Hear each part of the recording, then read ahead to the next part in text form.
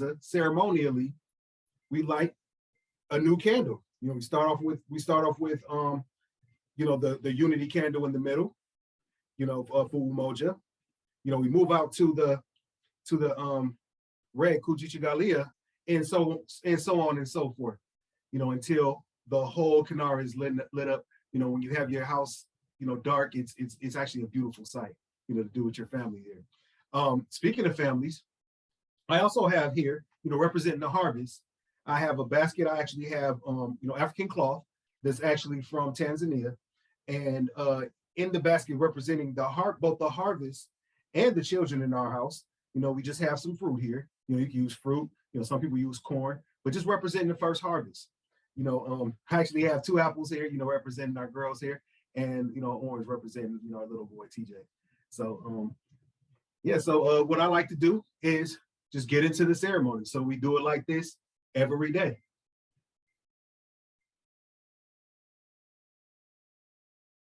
Habari Gani. Yes, today's the 4th day of Kwanzaa. So the correct answer would be UJAMAA. UJAMAA means cooperative economics. You know, so it's us working together, us understanding that our destinies are conjoined, you know, not just through collective work and responsibility, UJAMAA, but also just through economics, us working together, us buying from each other, us recycling our dollars, us building our own community up first. So as Black people here in America, we practice UJAMAA, and you see our Kanaras here. You know, we got the black candle representing, you know, unity, Umoja here for the first lighting. We have Kujichagulia, you know, self-determination. We have UJAMAA, of course, like I said, collective works and responsibilities. So we're lighting the 4th candle today to represent UJAMAA.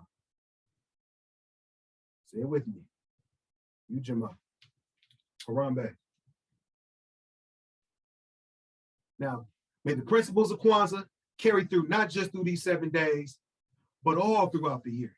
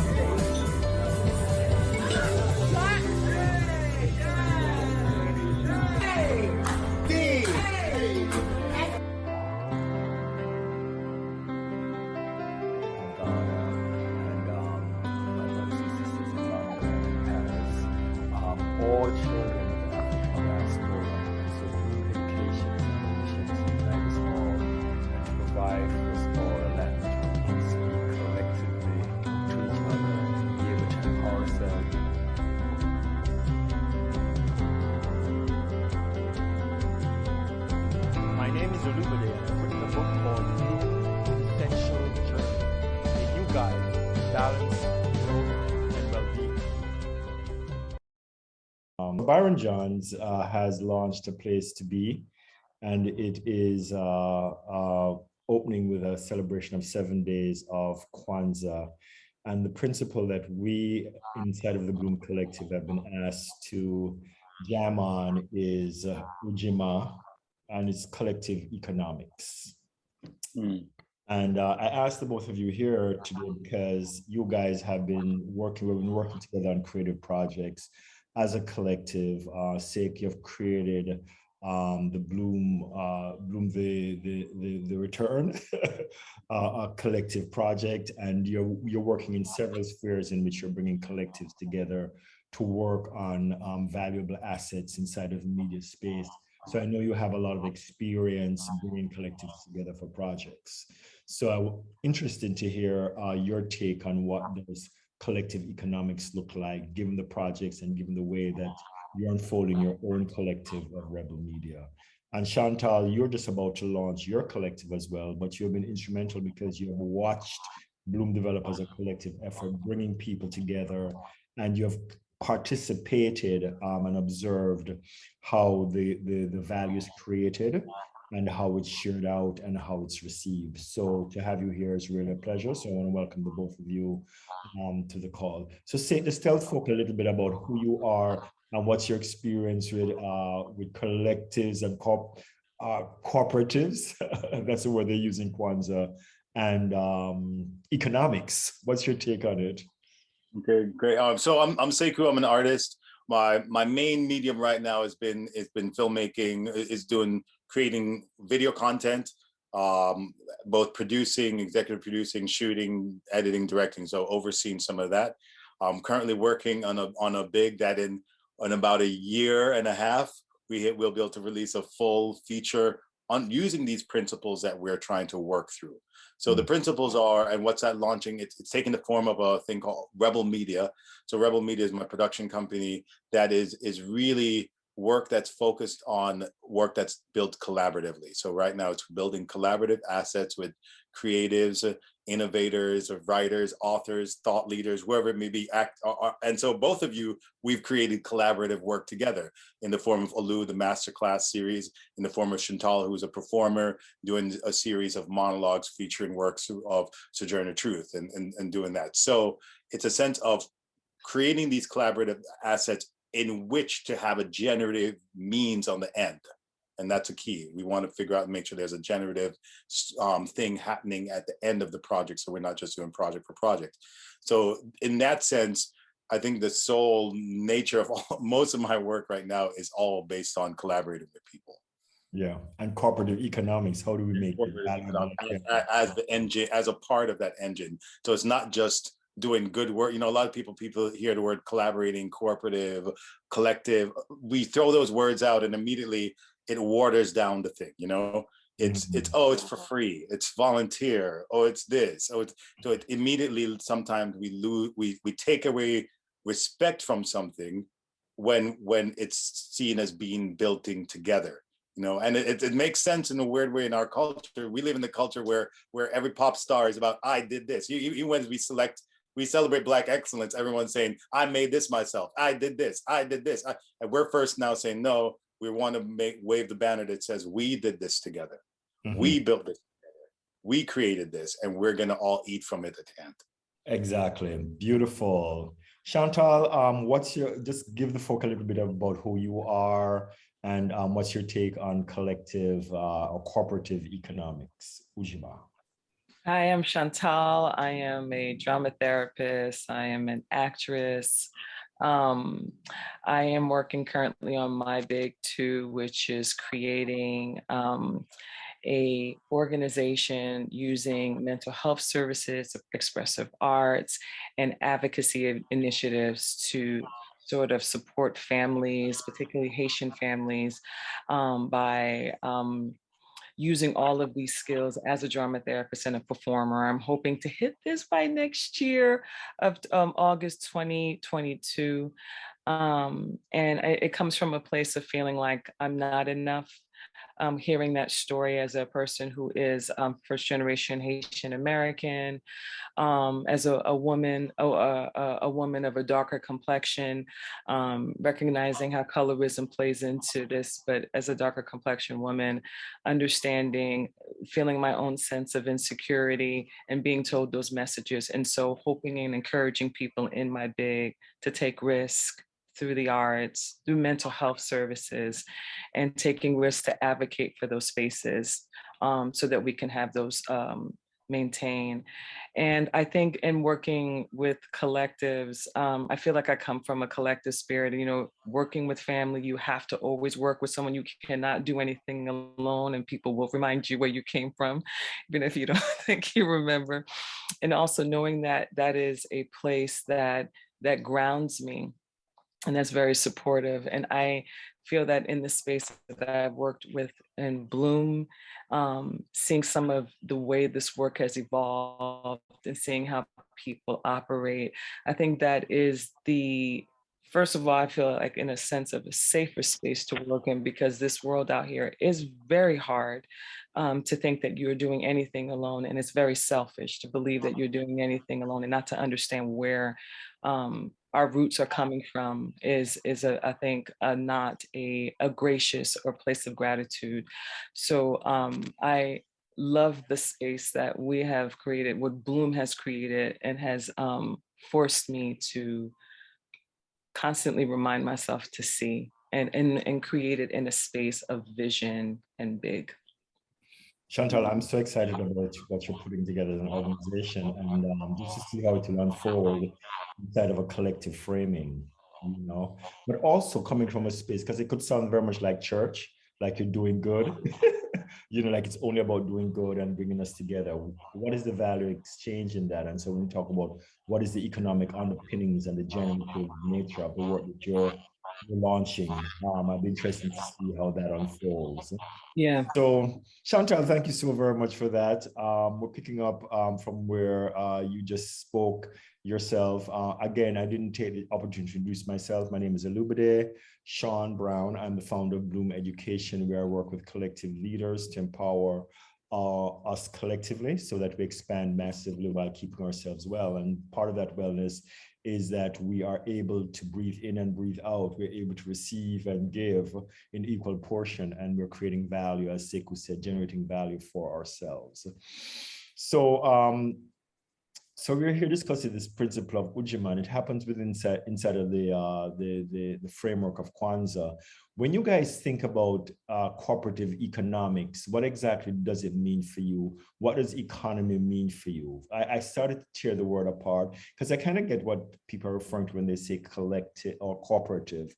I imagine that it's bringing people together, but then I kind of looked at the word economy separately. And I was just discussing with it before you came on that there seems to be this idea that the statistics that economists look to assess the state of an economy can be a good indicator to some people, but yet when you poll people on the street, they're saying that they don't feel confident about the economy. So Sekou, when you think about economy, what exactly it is that you think about? And Chantal, for you the same way. I mean, what's your relationship to the word economy? When I think of the economy around my production, is very much tied to how we assess what kind of resources we have at the table. So knowing what kind of money is there, what kind of talent is there, what kind of gifts is there, what are so we've had to redefine or define for ourselves what the economy that we're dealing with is. But I guess because I think a lot of times a larger economy doesn't leave it doesn't count you in. That's kind of a little conversation we were having earlier, that the factors sometimes determine the economy. So that's why people could say the economy is great. The stocks are great. Stock market is up, and this is happening, and these people, certain people. But when we think about the everyday person, they may be left out of the factors. So you have people who are struggling to do, or struggling to make, and struggling to create. They may not even be factored into that kind of economic number that the society is talking about, or the economists are talking about. They get left out of the factoring. So I think for me, it's about really trying to look then at what's happening on Main Street America, or what's happening among, not even Main Street America, what's happening in our communities, what's happening amongst other artists, other creatives, how people feel like they have enough resources to do what they want. Mm-hmm. What I've heard is a lot of people who have projects and dreams and things they want to do, and no resources to do it.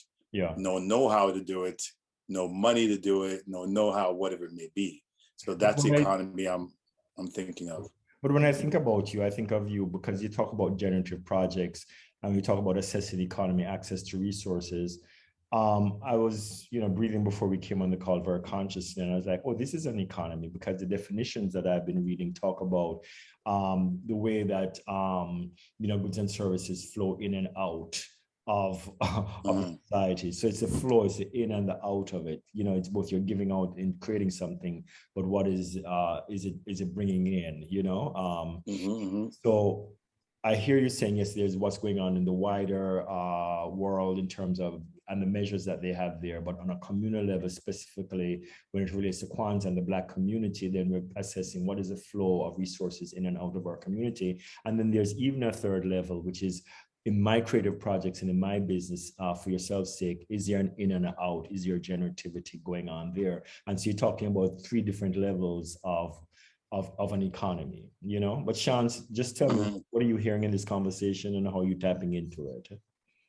I mean, I think it's just, I was thinking of flow. That was the word that kept coming to my mind too, was the idea of flow, the idea of I'm generating something and I can get something back. I can get something you want and you're giving me something I want. And then we can, as a community, sustain itself. And I think whatever the community is, that's what I feel like I'm looking at. That is the economic kind of flow. And I always think of it in terms of money. But I mean, I'm thinking also too, it's also resources. It's also the other types of resources. But again, the access of this idea of money, when I see the flow, it's like the idea of money going into one economy, into another. And so I think, and I also feel like with the economy, it's also value. There's this idea of valuing. It means like there's something that we value in this economic flow. And there's other things that we don't value in this flow. And so that is also like part of that thing that I think about when I think about our community, when I think about the Black community. What is it that's valued, that's being able to flow, and what cannot flow? So those are the things that I think about when I think about economy. That's a very interesting reflection because sometimes we relate to the economy only in terms of money, you know, but right now they're saying people have money in their account and people say they have money, but they still think the economy is bad.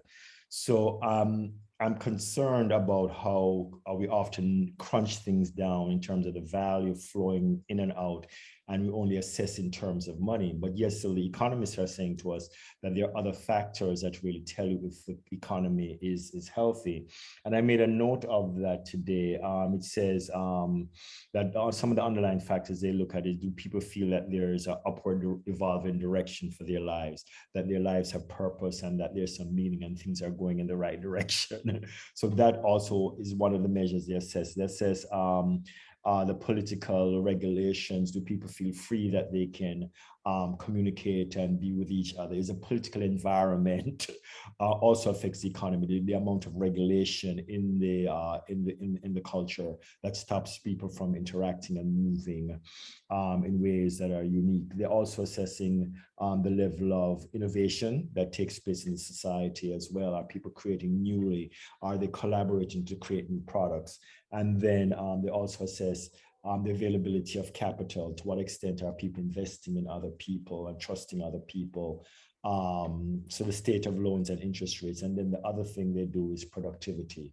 What is the level of productivity and output in the system? So those are some of the factors. What's interesting to me, Sekou, is that those 3 levels of the economy that you kind of referred to, is to what extent do you feel that you have control over the economy? What is your experience of your economy, you know, and what is it? I get the sense that there's a control that you're exerting over your own personal economy. And in a collective space, I'm interested here, how have you been able to shape the economy around you and your business, given that you're operating in a collective frame? What works, what has not worked? Yeah. Well, first thing I would say, I think when I meet with someone who wants to collaborate and create together, the first part of the conversation, a lot of times it's about assessing, as doing a economic assessment, if you would want to call it, of what is there available in not just money. And a lot of times it's having to help them expand that out, right? Because a lot of times people who I tend to sit with sometimes tend to come from the framework, I only have, the first thing they want to talk about is money, right? Well, how much would you charge me for this? How much you want? So we go right to that. I say, hang on, pause. Let's do a different kind of assessment. Let's assess what the project is. Let's assess who's at the table. Let's assess our sphere of influence. Let's assess our sphere of gifts and talents and resources. Let's see who we have access to that we could also bring in. So then you start then looking at a project and then pulling back, and you're like, oh, there's a lot of richness on this table that if you just limit it to money, you feel very closed down, and sometimes it then becomes a challenge. So that's the first part, I think, of the conversation for me, is just a reassessment of the economy and a reassessment of what resources, gifts, and talents we have and who is present. So I think you do that. Then I say I have some, like, I've been forming out some rules per se for myself, for how to collaborate with people, how to create together in a healthy way in that economic space. Because I again, like I said, because we use this word creative or collaboration or whatever it is, a lot of the times it then almost many people just don't seem to respect that, or to feel like it's anything substantial or anything real. So it's then about how we then establish some rules for how we work that together. So one of my rules, for example, it's not about a barter. So in our creative collaborative economy, it's not barter. I think a lot of people immediately want to throw bartering. You hear collective, barter. Oh, it's barter. You do this, I do that. You do this for me, I do this for you. You give me this, I give you this. And it's not necessarily it's not that exchange. I tell you, with all my projects, or one of my first steps is it's never about a tit for tat. It's never about, and I would encourage people as they're creating and collaborating together, one of the first rules I say, the energy of the project has to be high enough that it brings all of the resources and energy to it. So it's not like I'm not doing, if when Olu says, let me come and do, if Olu comes and says, I want to work with you on something, it's not, oh, well, you worked with me on this thing, so can you do this for me now? That is never the conversation. So the conversation is never about a tit for tat exchange. It's about, what are we working on? Wow, how high is it vibrating? And is it vibrating high enough to attract the resources that we need? If it's not vibrating high enough to attract it, that's not something we need to be doing yet. You got to get it into the shape that is vibrating high enough to attract resources. So that's one of the first steps for me. One of the first rules of creating together in a collaborative way is avoid the tit for tat conversation, you know, and don't confuse creating generative work in a collaborative space for bartering systems. We're not trying to build a bartering system. Interesting. I thought that was very interesting that you said the project has to vibrate at a certain level. And one of the things I noticed is that one trunk of creating, establishing control over an economy is really making sure that the project is coming from the highest vision that that one can encompass, because then it spreads a really big net, you know, for other resources to be brought in. So one of the things I want to underline, people are watching this video, is, first of all, get a big impossible goal, you know, and have your project live inside of that big impossible goal, you know, like it's for something. And on the way to accomplishing that project, it's certainly a project that has to be done with a wider community of people. And the wider the community that comes to the table, the more resources come to the table as well. Some people have some people have influence, all of that kind of stuff. So that's the first thing in taking control of our personal economy, or the sphere of influence that we have when we are building out a collaborative project, is to make sure it's coming from a big. Is that a fair assessment, Nick? Oh, absolutely. Yeah, absolutely. And I feel like some of the elements that you want to think about, I remember a question you'd asked me when I talked to you about projects, even prior to us developing a big or having a big, you'd ask me, what is the healing gift in that project? Who does the project come to heal? And I think that question sometimes helps us understand who can be at the table for it, right? If that project is just to heal me, or that project is just for me, it's my, you know, a lot of times we have these projects that we don't expand them, develop them out enough to see how other people could be at the table with it. And that's sometimes why we get caught up in this I've got to do it by myself economy, right? So so, and again, remember the context of the culture, that we're in this amazing time of Black excellence, right? You see great Black excellence and people making it with people, but the one challenge for me A lot of times when I look at Black excellence and people making it, the big statement I hear though is, I did it myself. But I and did it's not this. true. Look But at you, what and pop Black culture, yeah, and it's not even true. But a lot of what we do in our making it, it's all about flossing about what I got, or how I made, I did, you know, and we don't lift up the communal energy that Mhm. went into getting that person to that level. Yeah. And I think that is a big important change that has to happen. You've got to see who else is going to be sitting at that table with you, because that's when we bring a real source. So like, for example, if I'm working on an organization on a documentary right now, for example, we've had to do and even as big as they were, we had to still do an assessment that this is not just for your organization. What is a larger healing in the world? And then from there, we were able to identify some other people who could come and sit at the table. And oh, let's bring that in. We could bring them in. We could bring that in. And so now this project then became even larger than that actual organization. Well, that's another. Now we have something that's vibrating high. So that's another principle. And Sean, just thank you for jumping back in. So Sekou just pointed to two things. One, making sure the project is vibrating at the highest possible level and includes a vision for everyone, that it's sitting inside of a big impossible goal. And then he went on to describe one of the other principles that we use in building our value inside of the philosophy of blooming. And Sekou, just thank you for being a demonstration of that, which is, who is the project for? Who is the project healing? Who is the project impacting beyond the creators of the project? And in that way, we bring more people to the table, more investors to the table. So more people who are loaning and investing their time and their energy into the project. So it widens, again, who exactly is at the table. Is that what I hear you saying, Sekou? Yeah, absolutely. Yeah. So that's number two. Mm-hmm. Sean's, any reflection on either of those first two principles that we shared? No, I think just sometimes it is a skill to see exactly, like, I mean, like, if you haven't figured out your vision, you're still working it out. It's a skill to understand, I think, the larger context. Because I feel like sometimes people can think that they're leading and they're coming from a space, but they're not realizing all of the other things that we need to keep in mind. And I do think that when you are working with other people, even if it's just checking in to remind us, why are we here, can give us sometimes a reminder of what the larger context is. If it's not coming from you and it's not something that's built in you, maybe it's something in terms of a skill to build, is to understand that you have a group of people that you brought together, and what is it that they want? What is it that they're doing it for, that can remind you of that larger value? But like, I'm thinking about the person who's listening in, and it's not something that they easily defer to. Sometimes the group can remind us what those values are by just checking in and asking them.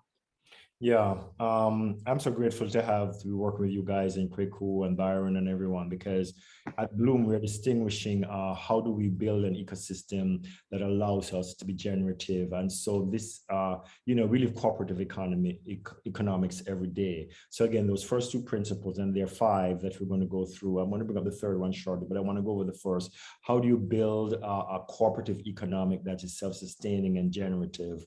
And we can't, this is our practice. We can't say that we're there and we have it perfected, but these are some of the lessons that we're learning. One, have a big impossible goal coming from a really high vision for yourself and for others.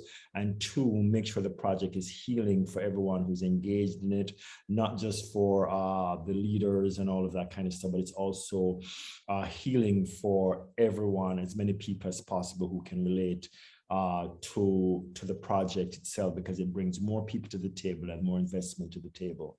The other thing I've found is just like how there are political regulations that can stifle an economy, I think one of the things that I've noticed with our projects when we work, guys, is that we give everyone room to go on a journey inside of the project.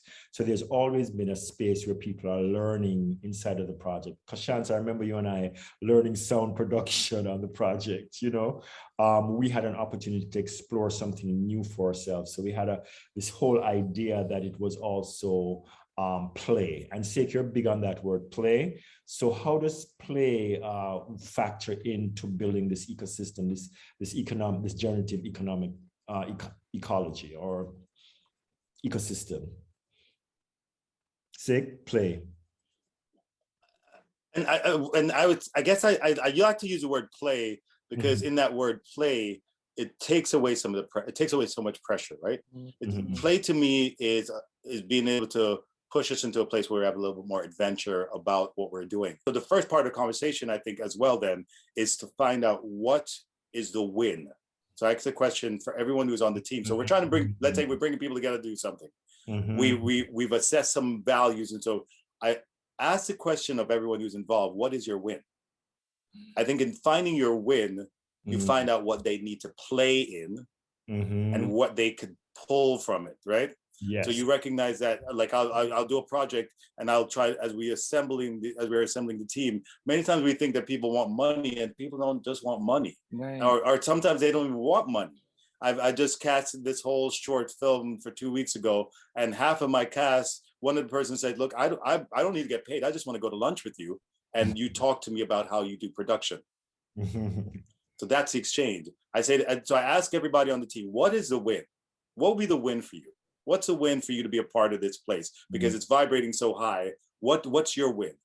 And and it's important to ask. Olu, you keep on reminding me of that. It's important to ask that, because we never know what that win is going to be for someone. And so the win might be learning sound, learning how to do sound design. I want to learn how to edit. So what it then turns is it turns the atmosphere that you have to create for that to happen is one that I call it full of play, full of adventure, because you allow then people to be able to step into something they've never done. They allow them to step into something without a fear, without an anxiety. That's where the play, I think, comes forward, is especially when people are dabbling in things they've never done before. You know, you have to have a spirit of play and adventure about it, right? So to do that. So, but it really stems from the win. What is a win for you? And also, what is the value exchange in all of this? I think that's the question we're asking each person. And then what is the game they want to play? So, and different people are playing on different levels, which bring me, I just want to interject this, Sean, is that we work on 5 different levels of value, because the win for some people could look like, I want to get paid. And Sekou, we have definitely come across that, right? I need my money. Yeah, exactly. That's what it is. And for some people, they do need that. And we need to honor some basic expenses. People can't be coming to work on a project and not being able to eat and not being able to transport themselves and all of that. So we're not sidestepping that at all. But there are people who also want connections. They also want to be able to say that I worked on this project and I met so-and-so, and then this project helps me to build out a wider sense of my own network and community. A lot of people come for the learning, for the skills that you're going to teach on the production that not have gotten otherwise. Some people come just to be able to learn from your wisdom and the mistakes you have made, and to see the process and to just have the experience of being there. Some people come for the credit, you know, they want their name, they want a co-production credit, they want an executive producer credit. So it could be any and all of those combination of values that are being negotiated when Sekou asks, what is the win in this for you? Okay. Sean, exactly. on that third point. So the third point is set up a game in which everyone can have a win. Sean, sorry. Yeah, I mean, there's not much more to add to that. I think Sekou said it so eloquently, and I think, you know, I was just thinking the other value for me sometimes is appreciation. Like when you're saying that, like, I think in the little ways that, you know, if it's not that I want to make this connection, I want to learn this from you, I want the credit, I want the money.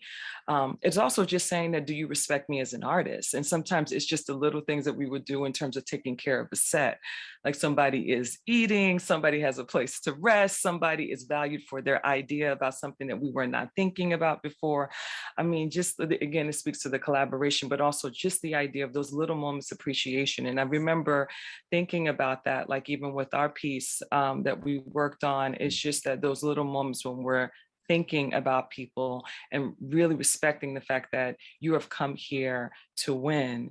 And in addition to just creating the opportunities to play, but then there's some times that you need to regenerate, you know, and we can offer that too. So I think that all of that, and I find that like with play, just in and of itself, because I love play, get to allow yourself the freedom, like what Sekou was saying, to allow those fears to kind of dissipate so that you can transform.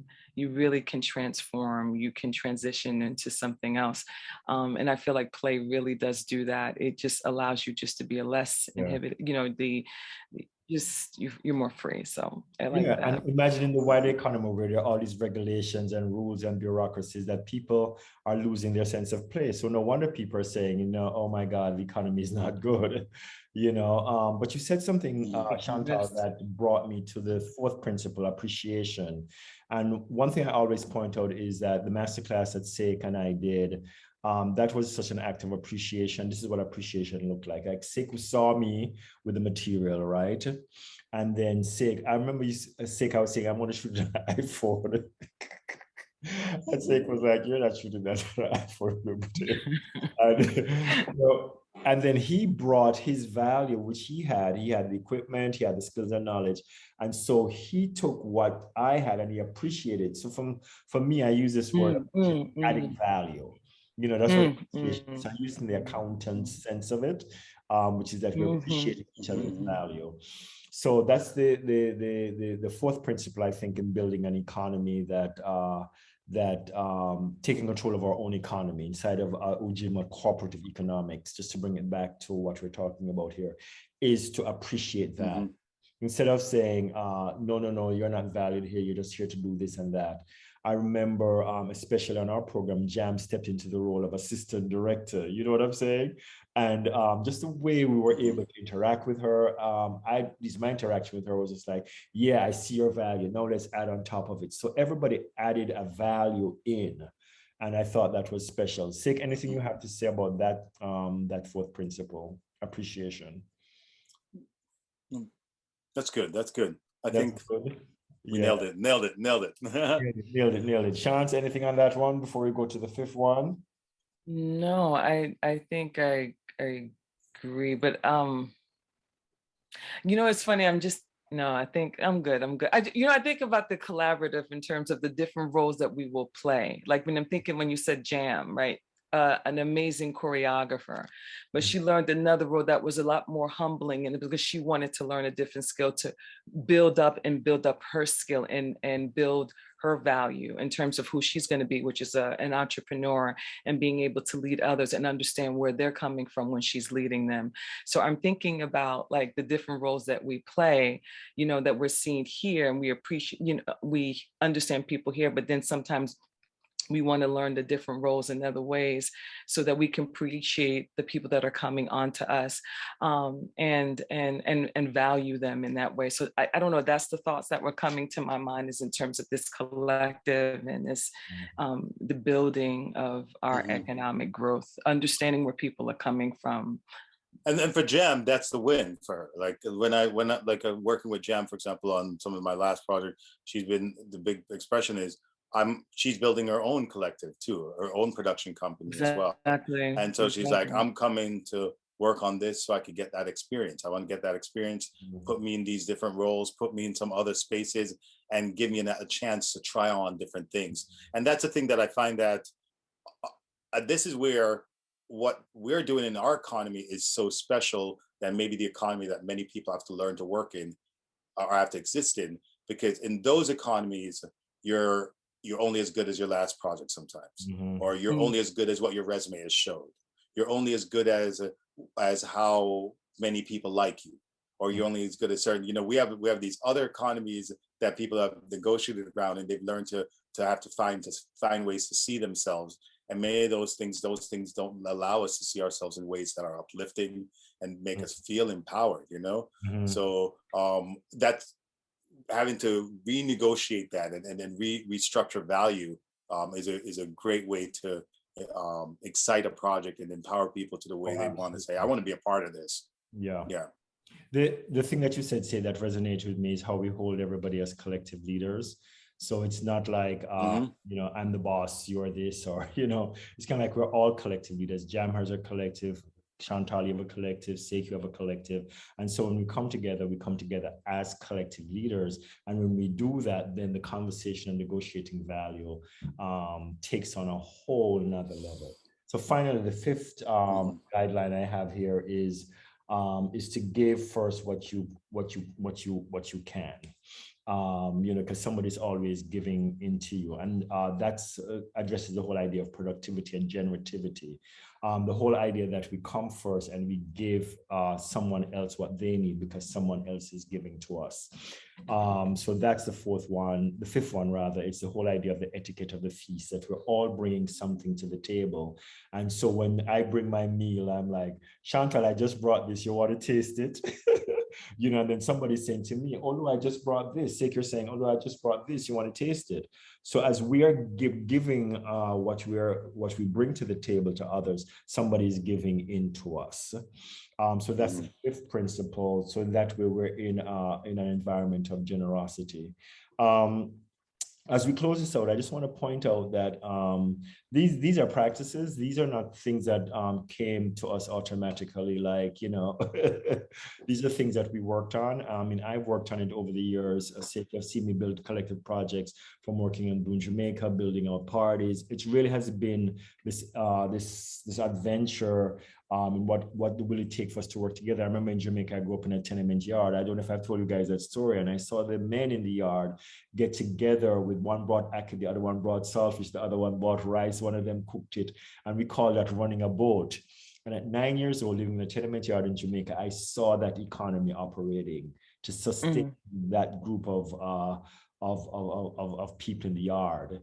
And so for me, that really has fired my imagination. So everything I've been on is kind of like, wow, how can we create that as a lifestyle, as a way of being in the world? So there are practices that we engage in too, and I just want to underline that keeps the ecosystem in place, which is one, it's built on carefully listening to everybody's goal. Listening for the gold in everybody speaking, because everybody has a precious gift that they're bringing into the world. And so it's premised on listening for the gold in what everyone is saying, because everyone is bearing a precious gift for the world. The second one is assuming that everybody's doing what they can, everybody's playing a unique game. And so unless you tell us differently, we assume it 100%. So that's the next practice that we have. And the third one is to appreciate value. You know what I'm saying? To add your value on to the value that's existing in the space. The fourth one is to be responsible for your own emotions. Nobody made you feel anything. You have needs and you have feelings. And the more you can express your needs and just give the fact of your feeling, the more we can move forward, working through conflict. And finally, give first what you want to receive. Final words. I don't know how long this ran, but I hope those of you who are watching have found it valuable. But I'm going to give some final words. Shans, any final words for folk? No, thank you for giving me this opportunity to kind of think about economy. I just thank you for this opportunity to have this conversation. Yeah. Thank you, Chantal, for engaging in the conversation. Sekou, any final words from you? I guess I'm recognizing for myself the shift in my languaging about what I'm doing, and the shift in the intentionality about trying to build from a collaborative space. I love being able to say to people, I love being able to state to when people come to me and say, look, I don't get hired for anything anymore. You can't hire me. You could create with me. We could collaborate together, but don't hire me. I'm not looking to be hired. Yeah. I'm looking to partner. I'm looking for a co-creator, co-collaborators. I'm looking for people, because in that energy really sets me free. It sets me free to bring my best fully. It sets me free to throw my full self into a project. And I love working that way compared to how I was working when I was being hired. Yeah. I also think that, because I also think that one of the most important things I think we're trying to do, I love this concept of keeping the collaborators close to the product all the way through the process, all the way through the end. You know, it's a sense of trying to find ways that we can be on the generative end of our projects. One thing that's so challenging in our society is that so much of our society is about raping or stealing from the creators their energy. They're the people who put into stuff, you know, so people who have the initial resources. So whether it be even when we think about just resources of the earth, how corporations tend to want to just take. Mhm. We just are going to take from people, take from the people who own the land, take from the people who did, take from the people who wrote this, take from the people who created this. And I think in a new model, if we can keep people close all the way through the process, Through the distribution, right? Yeah. Through the distribution, through the end of it, to we are eating together. No one's here to take this away from me. And that happens when we collaborate and we create together. That happens when we're in a collaborative energy. We go all the way through with a project. Yeah, I love that, Sid, because then you're talking about distribution and value creation, because and then it's branded, but there's also a community that's built around the project as well, because the project is pitched so high. You know, these are all explorations for us and practices for us. We can't say that we have perfected them in any way. For those of you listening, some of it has come through hard lessons and still in a process of experimenting. So when you think of UJAMAA, it's a little bit more than going out and buying Black and supporting Black businesses. It's like also digging into what is the process that we are, the environment in which the products that we're selling is being created. Is there UJAMAA inside of the collective or inside of the organization and the entity that's producing that product in the first place? Yeah, I think we've left you with some strong tools. Yeah, Sekou? Before we leave, let's do some plugs too, because this is a part of what we need to do. Yes. So everyone, please go right now to check out rebelmediastudio.com. A new the newer projects I'm working on right now is this project Notes from Harlem, which eventually, this is a project again that started out more of a personal project, that now I'm finding a way to incorporate community and build it out expandedly wide, that it's not just a platform that's eventually going to launches me as an artist, but it's also a way that we're going to hopefully launch other artists. So Notes from Harlem is a thing that I'm asking everybody in the spirit of supportive and community. Go check that out for me, please. Go check out for Olu, Finding Your Big. Go check out from Chantal, Mother in Your Spirit. This is also a part of the ways that even in this conversation that we've shared, and as we're giving in this conversation, we're asking you now to give something back. Collaborate with us even in this conversation space by doing some of that networking. Reach out and look at what we're working on and throw some support our way, please. Yes, and there it goes. Yes, Finding Your Big. Finding Your Big, get it. It's the first place to start to build an economy. It's on Amazon. So go check it out. I'm Impossible. Chantal, so looking forward to your collective coming up, girl. I'm excited. I love you both. Thank you so much for this reflection. Thank you, Olu. Thank you, Olu. Thank you for the conversation. Yeah. Keep shining bright, okay? Awesome. Thank you, Olu. Happy Kwanzaa, folks. Thank you. Bye, Chantal. Happy Kwanzaa. Happy Kwanzaa, everybody. This is Sekou Luke of the Owl Global family, and we're over here in Accra, Ghana, and Owl is home. We're at the Owl Hub, and yesterday we focused on the challenge which Dr. Byron Johns set us, which was to explore the principle of UJAMAA. That's cooperative economics, and we did so by sharing our stories. That's something we're really passionate about at OWL, and we really invite everyone to see OWL as a channel home. So if you're coming to Ghana, you can come to the OWL Hub, you can spend time with us as a creative project or literally as a retreat, and we collaborate and we work together. OWL works on 3 different levels. We work with the arts in terms of performing arts and visual arts, digital media. We also work within learning and development and personal transformation, and we also work within wellness, as in holistic wellness. So we put these together to form an overarching philosophy we call wellness leadership. So come out, collaborate, create, and enjoy this project that we came together to create for Dr. Byron on his wonderful piece of music, Kwanzaa. Enjoy. Kwanzaa.